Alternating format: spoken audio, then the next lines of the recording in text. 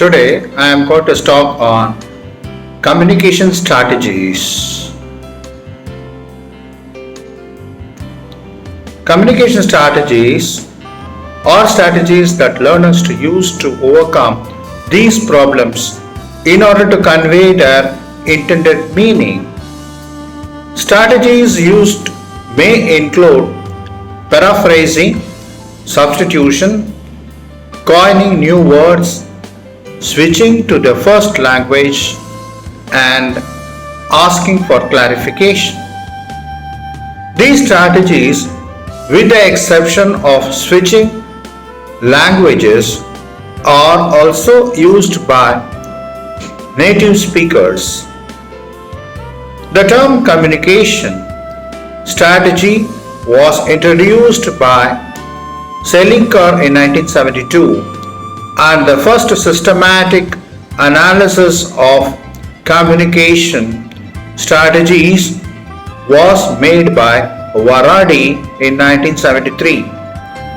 There were various other studies in 1970s, but the real boom in communication strategy scholarship came in the 1980s.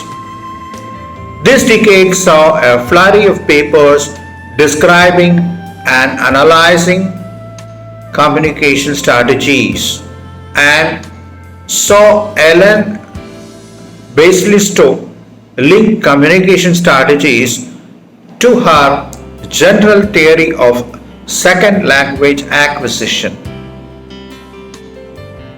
There was more activity in the 1990s with a collection of papers by Kesper and Kellerman and a review article by Dodie and Scott, but there has been relatively little research on this subject since then.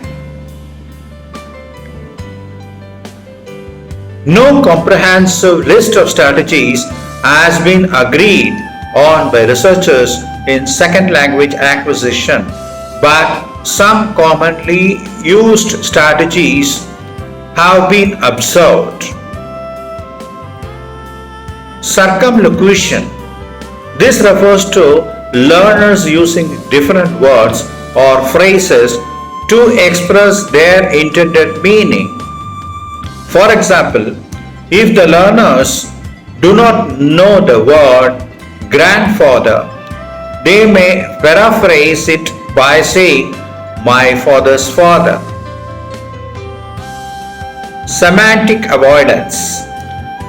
Learners may avoid a problematic word by using a different one. For example, substituting the irregular verb make with the regular verb ask. The regularity of ask makes it easier to use correctly. Word coinage. This refers to learners creating new words or phrases for words that they do not know. For example, a learner might refer to an art gallery as a picture place. Language switch. Learners may insert a word from their first language into a sentence and hope that their interlocutor will understand.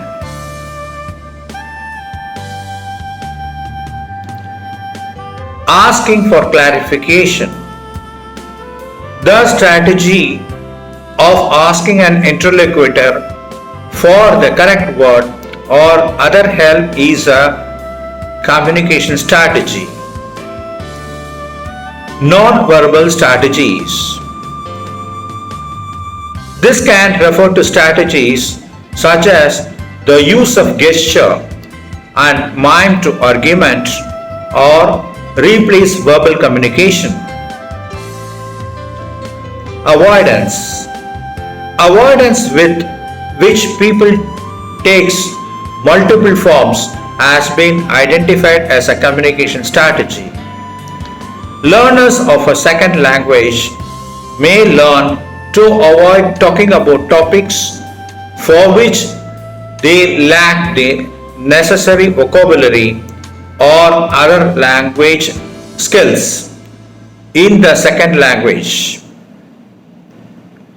Also, the language learners sometimes start to try to talk about a topic but abandon the effort in mid utterance after discovering that they lack the language resources needed to complete their message. Research. Research in communication strategies reached its peak in the 1980s and has since fallen out of favor as a research topic in second language acquisition.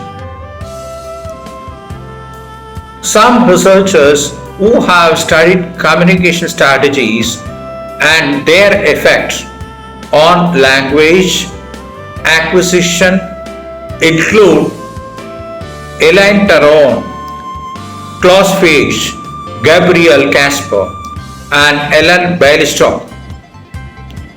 Casper and Fied proposed a model of speech production that involved a planning phase and a production phase.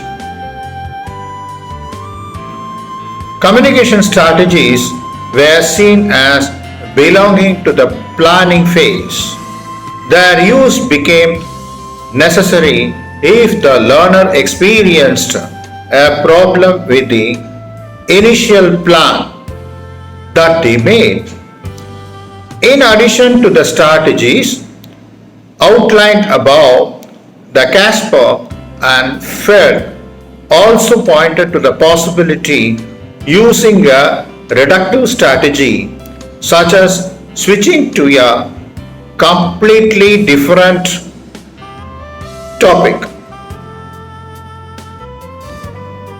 Researchers have identified three components of communication strategies: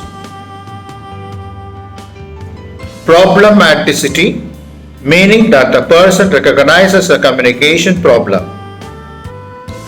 consciousness, meaning that the person is conscious of the problem and is consciously employing a strategy to resolve it; and intentionality, which implies that the person is able to choose between options for overcoming a communication problem.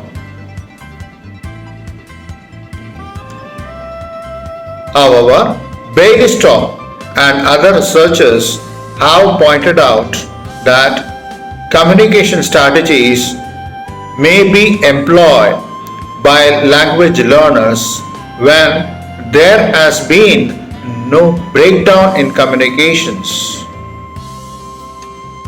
no problematicity, and that language learners typically use the same small set of strategies routinely rather than intentionally and consciously choosing to employ a communication strategy. Some learners' interlanguages are characterized by communication strategies, and Larry Shelinka has noted that they are one of the processes that leads to learner errors. Based on this observation, Rod Ellis suggests that the communication strategies that learners use may be characteristic of the stage of development which they have reached. Hope you have assimilated the salient points of the communication strategies. If you like this video, please share with your friends, and if you have a like and comment about this, and please subscribe. Thank you very much.